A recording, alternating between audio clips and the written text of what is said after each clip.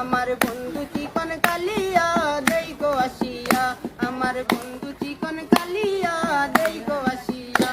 আমার নিটুর মনোহর যদি পাই তোমার লাগন, বলিয়া কইতাম তোমারে পরাণের খবর। আমার নিটুর মনোহর যদি পাই তোমার লাগন, বলিয়া কইতাম তোমারে পরাণের খবর। আমি প্রেম পাশি লইয়া গলে যাই গো যদি মরিয়া, প্রেম পাশি আমি প্রেম পাশি লইয়া গলে যাই গো যদি মরিয়া।